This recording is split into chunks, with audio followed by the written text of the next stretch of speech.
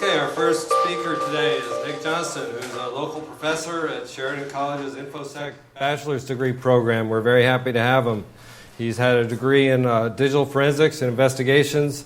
He's worked on incident response, and his research areas include software development and data analytics. We're very happy to have him here today and to hear what he has to say. So let's all give a round welcome to NickJohnston.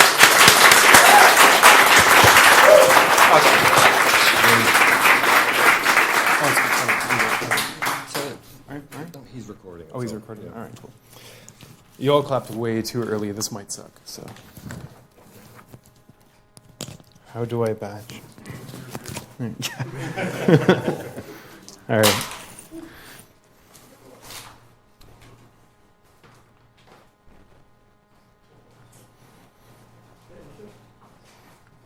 So while this loads, thanks again. I know everybody's been thanked a bunch of times, but to I2PCon and HackLab and all the Toronto crypto people, thanks very much again for putting this on. This is excellent. So, like ZZZ said, I'm Nick. I do InfoSec at Sheridan down the street. And basically what I'm here to talk to you about today is basically your private information that you hand over to websites and what you're kind of covered by regarding their terms of service and their privacy policies. So to give you, I don't know, to just throw you in the right mood, think back to maybe the first thing you ever signed up for on the internet. I think mine was maybe like a free email account from some long defunct email service, right? But things I might have given them when I first signed up were like a username, a password. No, I don't know what kind of data they would have asked for back then, but probably lots of stuff because nobody cared. And I sent and received a whole ton of email. And then, good email services came along and I just stopped using that one. I abandoned it. And, you start to wonder, are they still around? Are they still in business? Maybe they were acquired by a larger group. Maybe they went bankrupt. They went out of business. Who knows? Maybe they converted into some other service and they're still operating somewhere, somehow. So my question was, do they still have that data that I gave them like 15 years ago? Where is it? Who has that? Or is it sitting in a scrapyard somewhere? So that's what we're going to try to address and think about. Before I actually start talking, just a couple of points, mostly CYA or CMA. So a couple disclaimers. One, I'm not a lawyer. So when I start going through terms of service and privacy policies, I'm giving you how I read the policy and how I interpret the policy. It might not be letter of the law accurate, but I think it's going to be good enough for our purposes, right? Disclaimer number 2, I'm still not a lawyer. So when it comes to things like privacy legislation, yeah, I've read I2PCon and I've read a bunch of our other acts in this country. But it doesn't mean that my interpretation of them extends to understanding how that incorporates with other nations and their privacy policies. We even have different policies at the province level in Canada. So understanding these policies becomes increasingly complex once you start to factor in where's my data stored versus where is this company's headquarters versus where am I at the time. These are incredibly complex issues. So for really detailed questions, you might want to sort of source out an expert on this kind of thing. And there are people who are really good at this. Yeah. So a quick overview of what we're going to do. Basically, where did the idea to do this talk come from? And a little bit of previous work that I found on it. And then we're going to do a little bit of background on the fact that organizations, so nonprofits or companies or whatever you have a life cycle of some sort. And our eventual goal is going to be to ask, does the organization's life cycle map to the life cycle of the data that I gave them? Or are they actually two separate things? Can we observe them differently? Does the fate of my data not necessarily tie too closely to the fate of an organization? Okay. Talk a little bit about categorizing the data, the actual study and how I went through stuff. Maybe a few options and tips for you on what you can do to try to safeguard your privacy, regardless of what a terms of service or a privacy policy on a website may say. And maybe some parting questions and concerns because, as many of you are aware, in industries like this, answers are few and far between. But hopefully, maybe it'll spark some conversation and we can, do something together. So where did the inspiration to do this come from? Well, one, my former work as a forensic investigator. So I worked on a lot of things like bankruptcies, receiverships, and insolvency cases. These are incidents where a company's gone bankrupt and a third party is basically hired to come in, do whatever they can to liquidate this bankrupt company's assets to pay off their creditors and to pay off any outstanding debt they may have. So you can see there's a giant sort of clash there between if I'm trying to sell everything you have as quick as possible to make you every last cent, contrast that to wiping computers securely to erase personal data, that's time consuming and it costs money. So there's a lot of conflict there. Other things like electronic discovery I used to work on, which is basically the process of delivering documents for court, especially things like emails and electronic files. And that taught me an awful lot about retention policies at companies. Basically, that document that says when you're supposed to delete info. So most people don't have them. If they do, they don't follow them. A little bit of an example, I did a class action lawsuit on a large technology firm. And basically, the court order said they had to produce anything related to a certain piece of technology they developed. Well, they had backup tapes going back 30 years that they had not gotten rid of. They had a retention policy, nobody used it, so under the order, we restored all that data, and there was all kinds of bad stuff that was supposed to be in there. So just because there's a policy doesn't mean people follow it. Corporate investigations, they did a lot of that stuff, so just seeing the internals of what people actually store, how they store it, which is atrocious in a lot of instances, I'll have you know. And I've also done a little bit of work for the Competition Bureau. So that's basically the bureau that comes in when one company wants to acquire another, or there's going to be some sort of epically large transaction, and they need to make sure it's not going to create some sort of a monopoly or there's nothing fishy going on. So again, I've been involved in acquisitions, which is where another transfer of your personal information might take place. So that's sort of like my background. So I've seen a lot of weird handling of people's info in the corporate side. But also at the end of June this year, there was an excellent, just awesome article written in the New York Times called "When a Company is Put Up for Sale, in Many Cases Your Personal Data Is Too."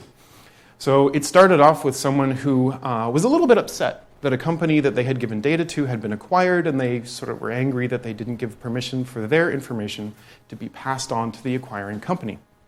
And then the New York Times article kind of goes on to expand that, looking for other sort of similar incidences where things like this have occurred and where a large volume of data has passed from one to another, mostly due to an acquisition of another company. What they didn't really touch on much were things like bankruptcies and insolvencies.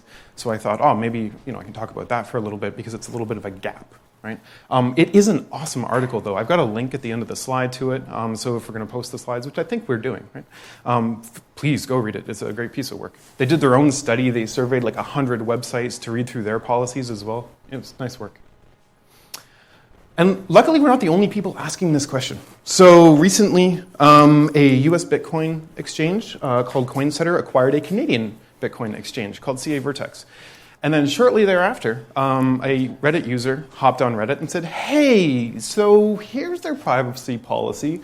One of the things said you're not necessarily going to share my data with other people without my consent. I mean, this whole policy it would be written to very closely reflect the requirements of PIPEDA. So the question is, I have not, I'll read it out. I was not asked for my consent prior to having my information sold to a New York State company. And then he goes on about maybe wanting a cut of the sale. That's, questionable. But then the last point, also, is my information being given to the US government? And it's not that far of a jump in logic because their privacy regulations are drastically different than they are here. So knowing that, I don't know the gender of this person, knowing that their data had been passed from a Canadian company to an American one without their consent raised a whole bunch of really interesting issues. So luckily, other people are asking the question too, right? Okay, so a couple of facts and things that kind of set us up for the study, things we got to know. So organizational and business theory that is like twice as old as I am has worked out long ago that organizations, whether they be nonprofit or for-profit or what have you, have sort of a defined life cycle that they follow. It's going to go something like this. You have your existence where the company comes into being. Right? Then you have your survival where you start to get customers, make some revenue, grow the business. Eventually, you hit this sort of third stage, which is the nice stage, which is maturity, where you've got steady business, steady revenue, and on the graph, it would normally, if I had more space, kind of like would look like a plateau. So it just kind of goes across, and you cruise along doing good business for a while. And eventually, one of two things happens. You go through a period of what they call renewal, but it's actually like you start offering new products, new services. Maybe you rebrand your business and start doing something else. So that's kind of this one right here. The other thing that can happen in that renewal stage is that you get acquired by somebody. You're doing so well that some gigantic firm comes and says, hey, here's a dump truck full of money. You're ours now, along with everything you have, all of your assets, whether they be material assets like a laptop or a computer, or sort of intangible assets like data. The other side of the coin is if you don't necessarily hit this, the other thing that happens is a decline. So it's like the little blue bit on the end of the graph there. In a decline, kind of one of two things can happen as your business starts to not prosper as well. The soft close, because I couldn't find a better name for it, which is basically where owners of a business decide, I kind of don't want to do this anymore. Like maybe I'm ready to retire, I've made enough money, but also no one wants to acquire or buy my business. So what I'm going to start doing is selling off pieces of my business, removing all the equity, taking all my money out, with the idea or the intent that once all my debts are paid, I'm just going to close the doors and then go live on a beach or something like that. So it's like a nice, easy closing up of shop. Then we have the other one where you run out of money and you owe a lot of people money, which would be bankruptcy, where, like I explained earlier, we bring in an insolvency group and they try to liquidate everything to pay off all your outstanding assets and all that kind of stuff. So, and they're going to come up again later, but basically those are sort of the fates, the possible fates, or the ways a company can end up. Right? And we're going to try to map that to how your data ends up, so what happens to your data. But first off, why do organizations collect data? I mean, some of it's obvious, some of it's not.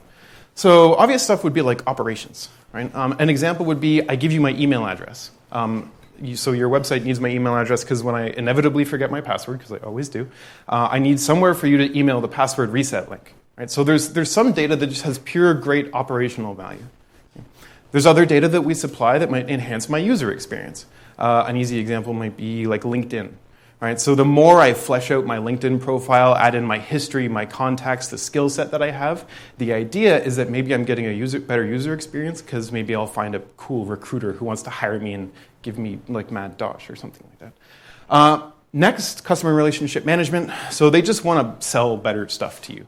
Amazon's a good example, right? They watch what you look at, what you purchase, and then they try to recommend products to you that you probably want to buy. Right? So that's a specific example. It's the company I've given my data to using it themselves to sell me more stuff.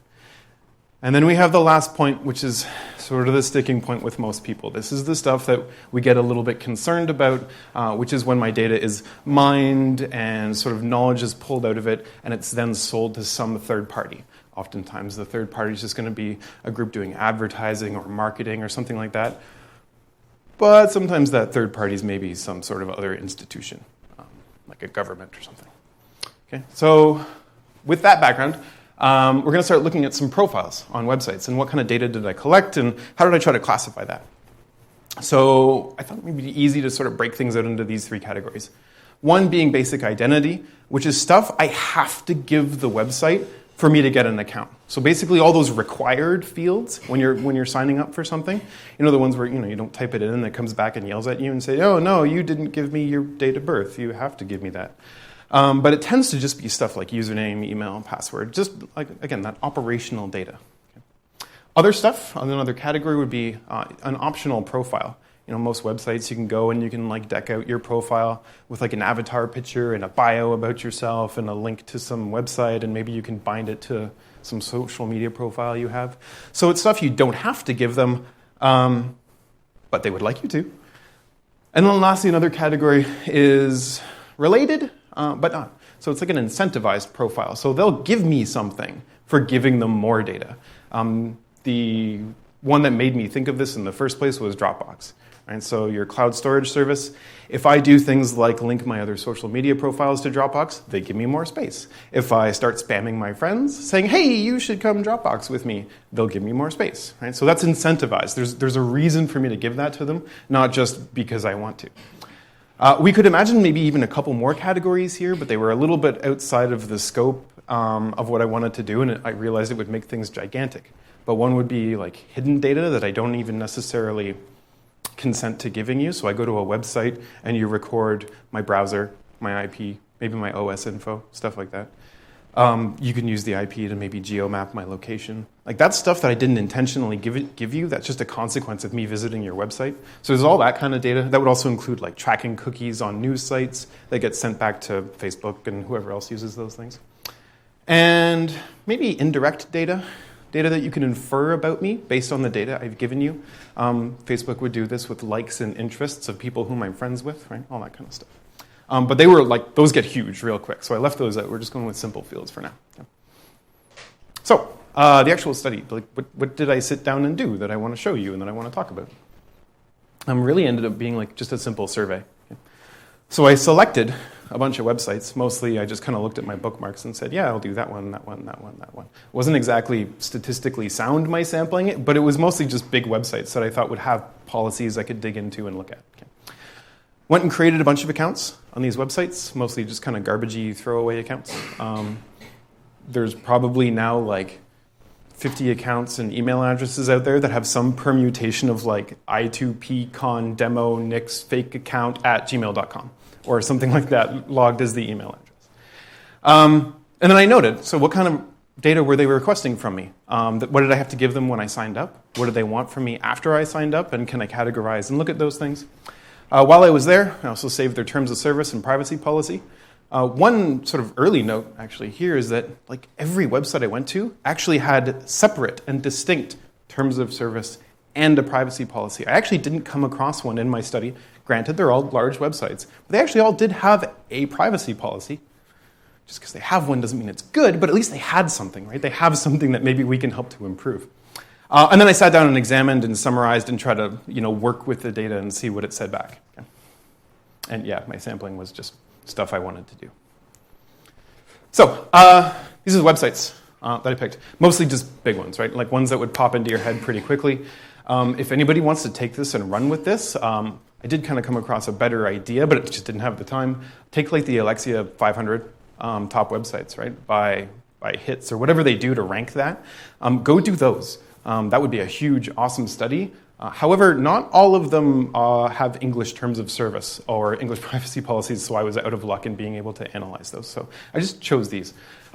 There's a couple with asterisks there, and that was just notes for myself.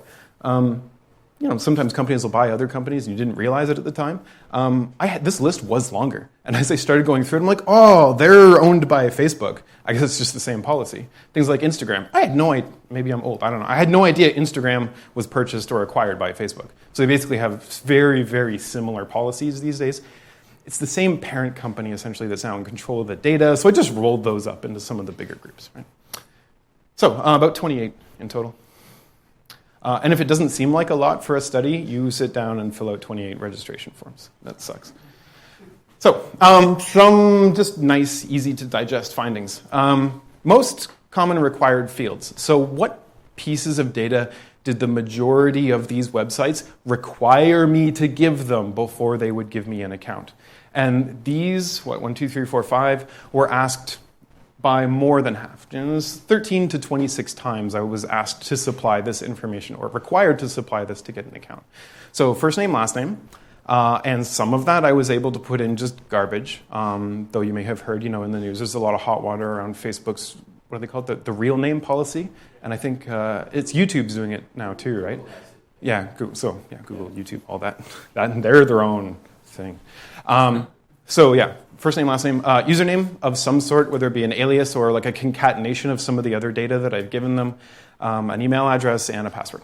Of all those, and maybe it makes sense, but the password was the most frequent one I saw, 26 times. Neat, though, because that means 2 of these didn't ask for a password. One of them was, Reddit and WordPress. No, not WordPress, Wikipedia. Didn't actually make you give a password.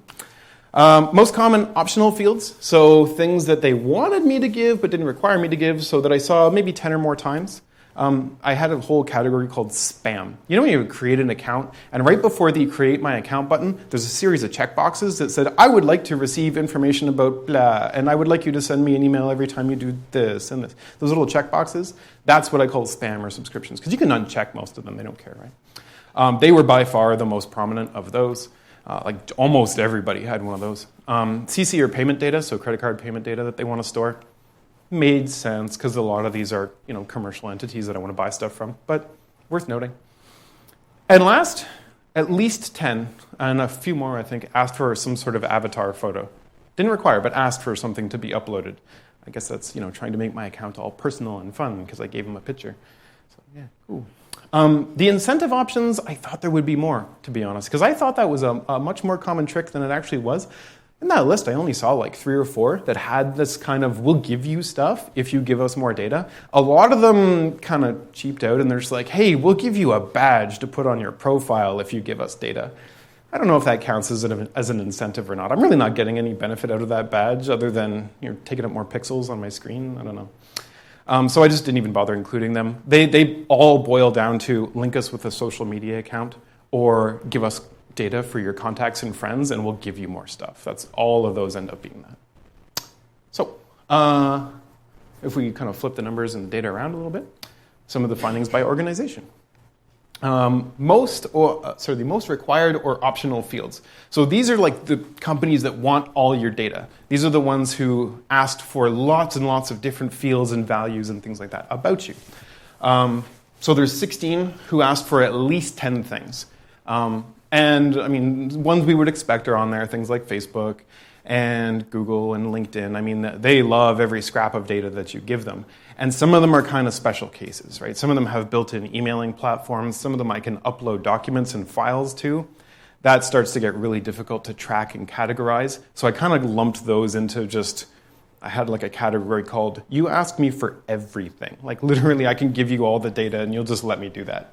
But when it came down to individual distinct fields, so like your address and all the various parts of your address, your age, your date of birth, your first name, last name, the winner there was PayPal. They had like over 16 distinct fields that they wanted, one of which was a SIN number. That seems inappropriate for me to ask as a website provider that they would want my SIN, but whatever. And all the others asked for a lot. The most required fields, so the websites that made me give them the most data before they would give me an account, were these three.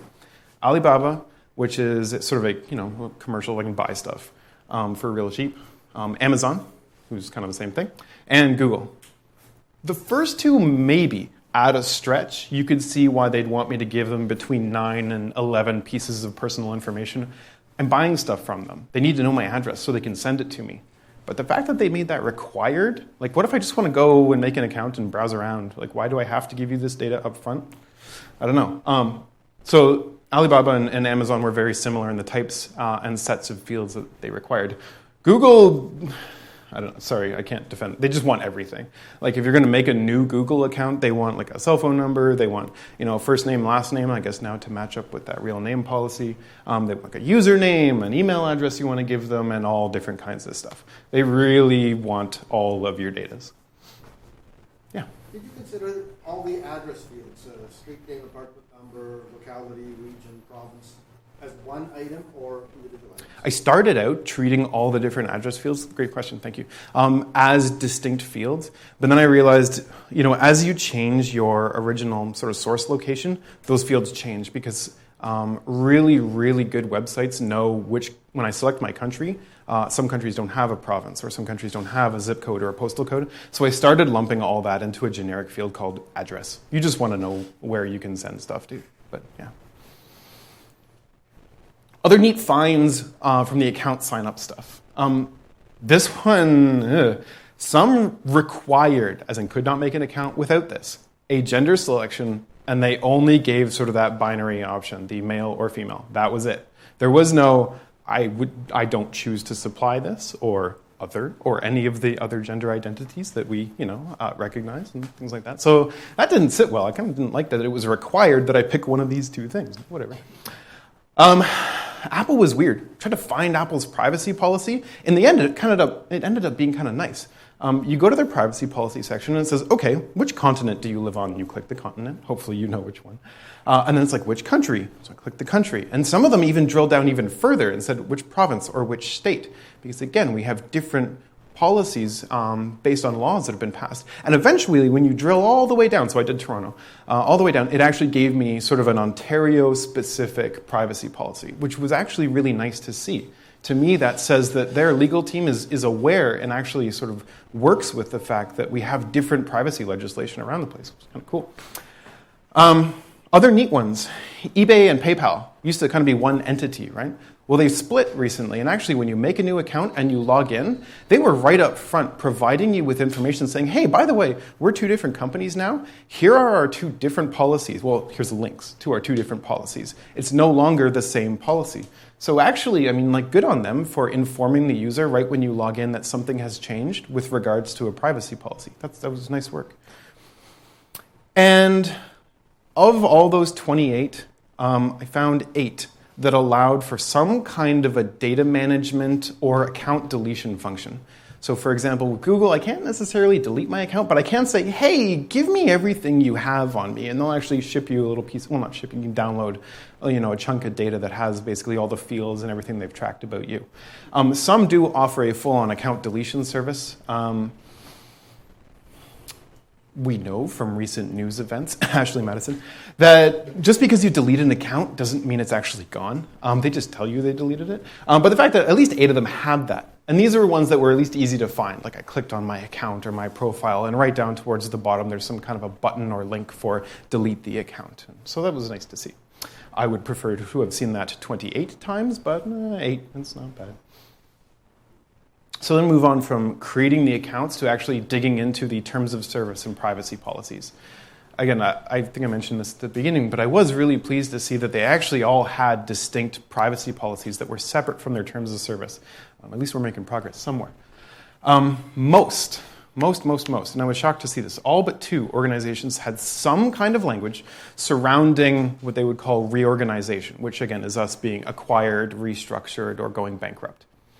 Most of those tended to phrase that whole part as though we were selling off our assets because we've been acquired. Very few of them mentioned anything to do with bankruptcy or insolvency. So most is from the what happens when we get bought perspective, not as much from the what happens when we go bankrupt perspective. Other notes. Oh my goodness, Microsoft's privacy policy was 45 pages long. Where most have really embraced this, like let's present it in a lot more readable language and accessible language, theirs was still 45 pages. To be fair, a lot of it was duplicated because they had a separate piece for all of their various products and services. So like the Xbox had a different policy than your license for Microsoft Windows and stuff like that. So there was a lot of repeated language, but that didn't help me when I printed out this whole thing and I was sitting there scrolling through it. So 45 pages of, oh my goodness. Printed pages, not just screens.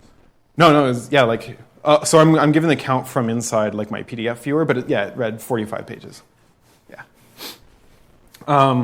Facebook doesn't actually appear to have a distinct privacy policy. It's more like a subheading under their high-level data policy. So they have a policy on data in general and what data they can display to you, what data they, have, what they do with their data. And down there in the bottom, there's, privacy, yeah, we're concerned and we don't do bad stuff with it.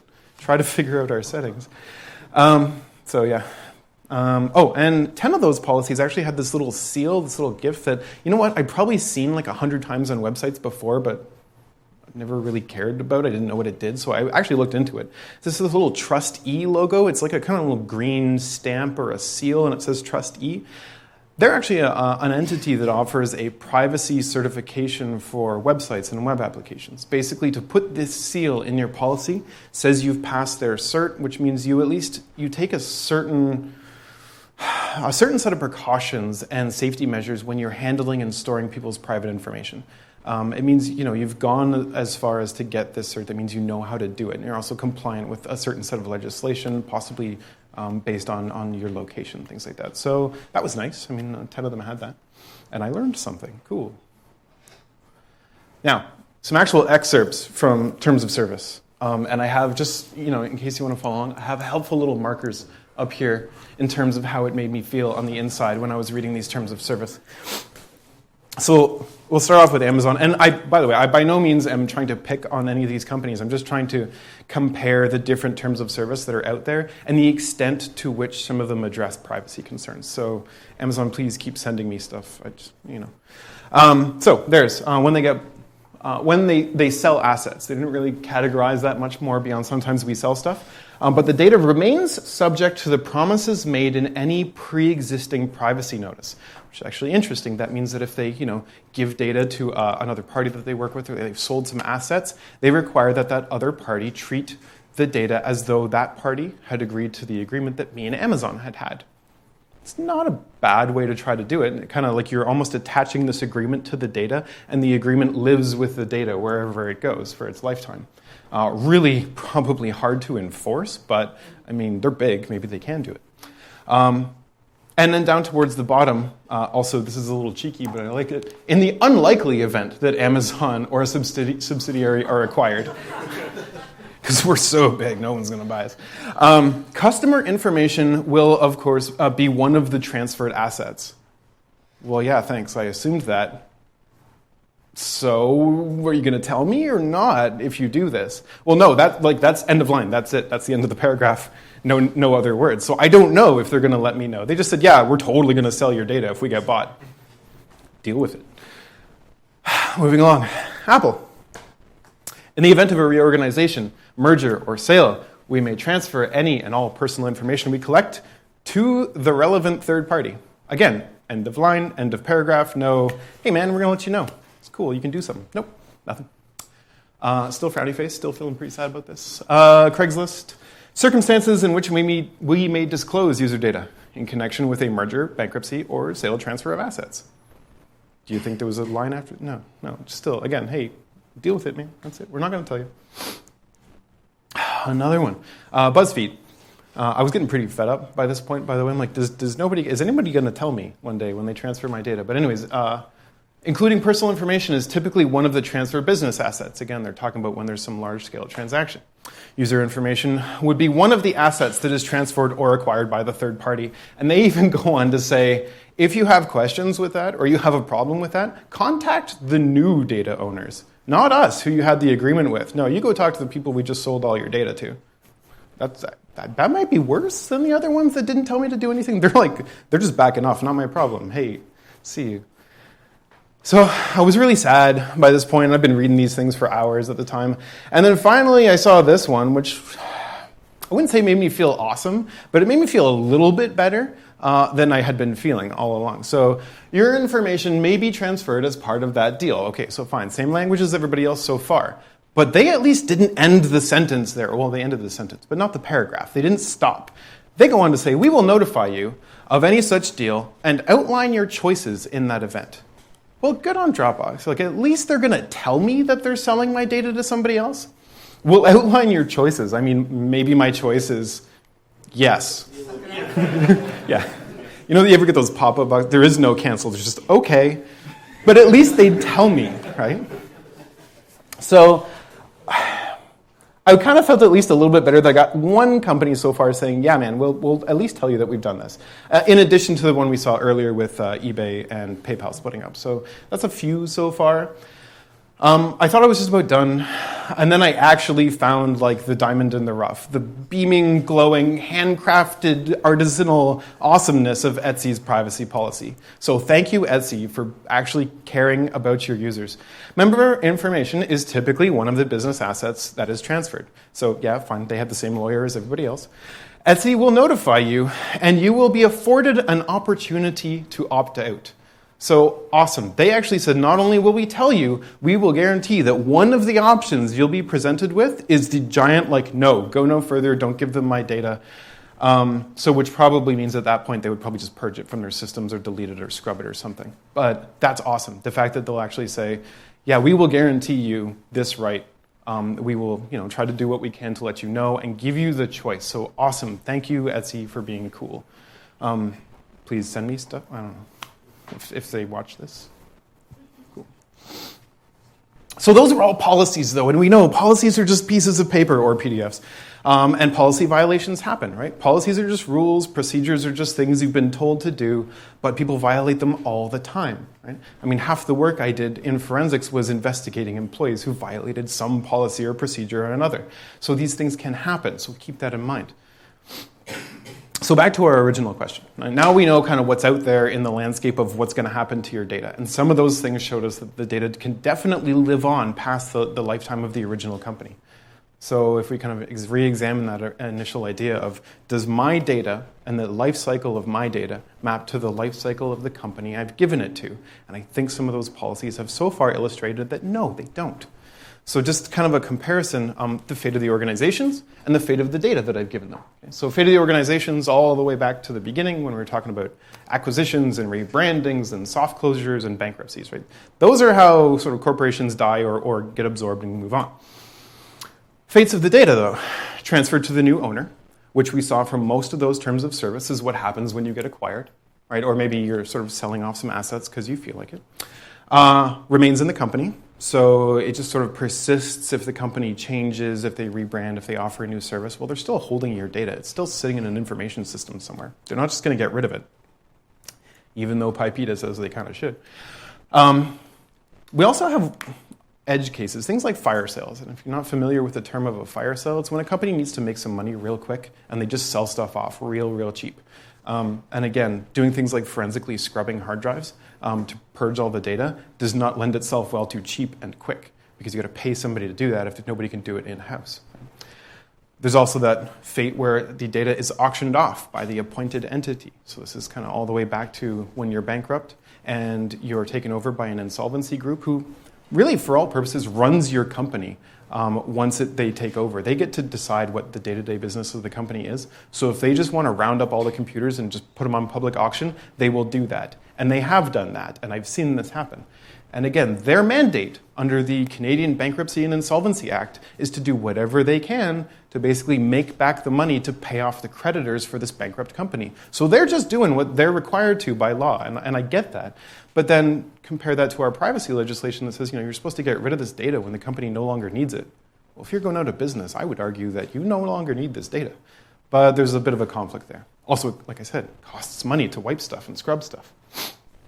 Other things that can happen. Maybe when you get acquired, maybe when you're doing a soft close, you realize, I could totally do with some sort of charitable donations or charitable credits for my tax return. So I'm going to take some of our old assets, maybe our laptops and our old servers and computers, maybe I'm going to donate them to a school or to some other nonprofit entity or organization and maybe get a tax receipt out of it. Depending on who's doing that, would they have thought to scrub the data before they sent it away? Maybe, maybe not. We don't know. That stuff definitely not outlined in the privacy policy, right? We might be able to infer from legislation what you're supposed to do, because again, at least in Canada, governed by the I2PCon regulations, is that when you no longer need it, you're supposed to get rid of it. When you're no longer using the data for the purpose that your user gave consent to, that's when you're supposed to remove it. So if I'm giving these assets to a school, I should, by law, purge all the data. And finally, we have the one option all the way down here that we actually want to happen, right? If someone's selling off the assets, I want them to delete or purge the data. But again, we only saw one case where that would actually happen, at least where it was stated in the terms of service. So at that point, I think we can say, since any one of these can map to many different combinations of these, I think at this point it's fair to say that the lifecycle of my data is not related at all to the life cycle of a company. In fact, it has a drastically different life cycle, possibly a much longer life cycle. Once a company's bought a whole bunch of data off another company, why would they get rid of it? They have all this awesome stuff that they continue to data mine for as long as they want. Right? So it may persist for ages and ages. So all the way back to the beginning when I started talking, when I was like, I had that email service when I was younger, I actually really did start to worry who eventually bought them up. Or at least when they took their computers to the scrapyard, or if they sold them, who ended up with like my early days of the internet email account and all that content? It might still be out there floating around somewhere, and I don't like the thought of that. So, yeah. What can you do? So if you sort of don't believe policies anymore and you know that people can violate policy or they just forget to implement policy, is there anything you can actually do to take command and take control of your data? And there totally is. There's lots of good things you can do. So much so that it actually filled 2 slides. So we're going to part 2 to this. But one is just to use anonymizing services, things like I2P and Tor and VPNs and proxies and private browsing modes. Anything you can do to give away less data as you're interneting. Use encryption anywhere and everywhere that it is supported. Like all the things, encrypt all the things all the time. Because this prevents all kinds of great issues like, the company goes to auction off all those assets. Right? Well, if the data is encrypted while it's at rest and they auction it off, the person who buys it, they might buy the hardware, but if the data is encrypted, they're not getting to it. Right? So always do the encrypting. Consider throwaway accounts if you really don't need to give them real data. And I'm sure many people in here, and probably everybody in here knows that. Just don't give them your actual real data. Temporary email services are awesome. You can get those emails that they live for about 5 minutes, which is just long enough for you to get that email and then click the link that says, activate my account. And then poof, that email address goes away forever. Awesome. Use those things if you need to. If you decide you do want to give people some data, I would suggest it's really important to sit down and weigh sort of the cost-benefit of giving up that piece of information, right? What am I getting back as the user of your web service and your website? You're going to go and you're going to make money off of my data and off of my personal information. That means it has value, right? There's a monetary value attached to that. So if I'm giving you something of value, something that you can make money off of, you better be giving me something of equal value in return, right? That's just how trade and commerce works, right? Yeah, so I would want something cool if I'm going to give up pieces of info. What can you do part 2? So say you've already, whatever, I've committed. I've given somebody a bunch of my data already. What can I do at that point? Well, one, when I stop using the service, I have a couple of options. If they have an account deletion feature, yeah, sure, roll the dice, try it out, see if they actually delete it. Again, like I said earlier, we saw with the Ashley Madison data breach that even though users had requested that their account be deleted, even though users paid to have their account deleted, which was a hilarious racket, they didn't actually purge it anyways, because all the deleted accounts were in the data breach. So I don't know, maybe if there is no deletion feature, you could send a nice email to the company saying, hey, Facebook, man, can you add an account deletion feature? That would be great. But again, just don't trust it. Other things you can do, though, and this one's getting a little bit technical, but it's kind of what I do when I'm closing out an account now. First, I go into any field or any personal piece of information that I can edit. And essentially, I zero it out. Like, I delete all the data that's in there, and then I fill it up with garbage. So like random strings, like a whole bunch of A's or just junk, right? And the idea is if you leave it like that for a while, eventually that piece of data that I put in there, that'll make its way into the company's backups and into all of its other processes, right? Hopefully my original fields and original values that were in there might get overwritten on backup tapes, might get forgotten about, might not necessarily get used. Because really, unless someone is implementing like version control at the record level in a database, you're really not going to have that data once I've sort of overwritten and gotten rid of it, right? Obviously, some of the companies in that list that I gave can do this. They could persist every last little piece forever, but many others don't, right? Many others, if I make that change, the data's gone. So maybe consider zeroing out everything before you stop using that account. Also, make your password something ridiculous, like make it like 300 characters long so that nobody can ever then log into that account again. This one, exercise your rights over your data. Right? Understand, I think I ranted about it a minute ago, but your data has value. If you treat it like any other asset that you own, you'll start to appreciate that it has a monetary value. So you won't be so easy to give it up, because I'm not just going to go give somebody this sweet slide clicker because it is worth something to someone, right?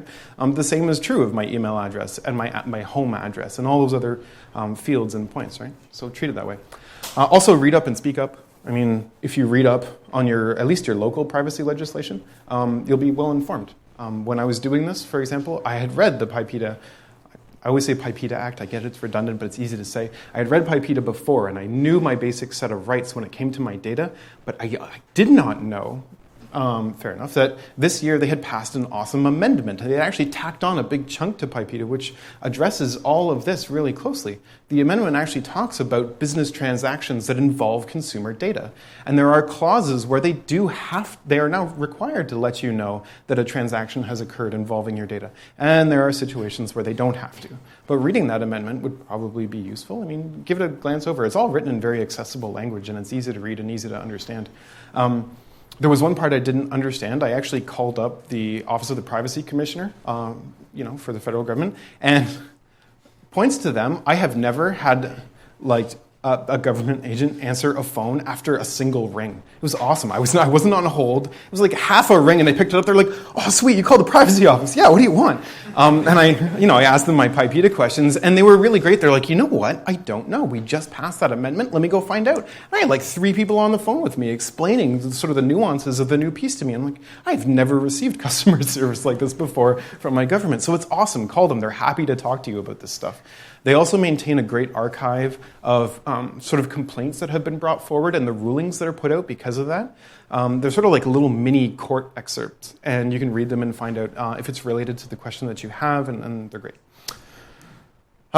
So to close out sort of the last little bit, questions, concerns, maybe things you can sort of take onto yourself and go do, or just things to keep in mind when you're using a service. Are users being informed of control transfer? So again, when the entity that owns my data becomes a new entity or they're acquired, am I being told? Right? That's my new thing that I'm going to start looking for in privacy policies when I sign up places.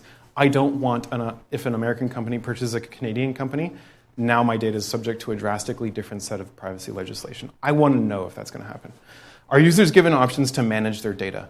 I loved when I saw that on a few of those sites. I like the idea that I can request my data, purge my data, do whatever I can.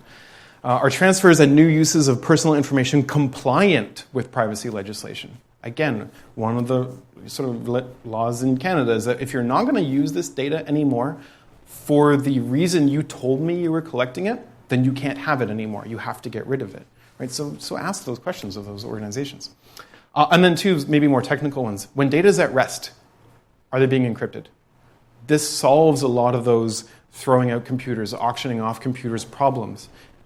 If the new person doesn't have the decryption key for it, then there's nothing they can do. They just bought a computer. That's cool. They'll wipe it, and they'll start doing other stuff with it. So maybe demanding that data at rest always be encrypted. This is good. This serves for backup tapes as well, flash drives, external hard drives, everything. If data's not like moving across the tubes, it should be encrypted. Hey, it should be encrypted when it's moving over the tubes anyways. But when it's at rest, it definitely should be. And our data being wiped from discarded, auctioned, or donated storage media. So if you're not encrypting it, are you at least guaranteeing me that you're going to scrub this device before you sell it? I hope that organizations are. Maybe language like this, maybe actions like these need to start making their way into more privacy policies. Maybe you could kind of call up or send an email to the website that you just signed up for saying, hey, I was scanning your privacy policy. What are you going to do with my data if this and this and this happens? Would you mind wiping it? I don't know. If enough people do that, maybe it'll start to change something. And anyways, I'll post this, so if you want to go read any of the stuff that serves as the background, please do. If you've never read lots of law and privacy policies, I really enjoy what you're about to get into. That's amazing. Anyways, that's it. Thank you.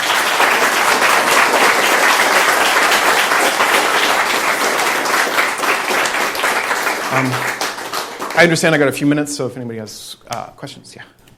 Most of the privacy and terms of service have language that say we can change this anytime.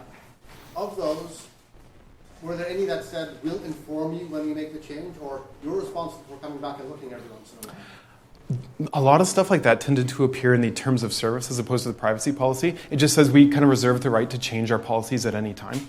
And some of them do say, you'll maybe get a notification. Some of them just kind of, not that they say we won't send you, but the language was just absent from the agreement that I saw. Yeah. And what would be the case where those people change their privacy policies just before they're acquired or sold off? That's a fantastic question, and I don't know. That's one of those really good, lawyery questions. Why did they change it right before they were acquired? Did they change it to comply with the new organization's privacy policy? All kinds of interesting questions like that, and I don't know. They'll change it so they can fire sale your data. Probably, yeah. But anybody else? Yeah. Glad that you brought up the fact that we have a privacy commissioner. Something more people should know about. I totally agree. Yeah, and like I said, it's one of the most accessible services I've ever seen. And we're one of the few countries that does have something like that, which is interesting, because the U.S. has nothing like that, my understanding. I'm not as familiar with their legislation, but I'm not sure if they just have an office you can call up like that.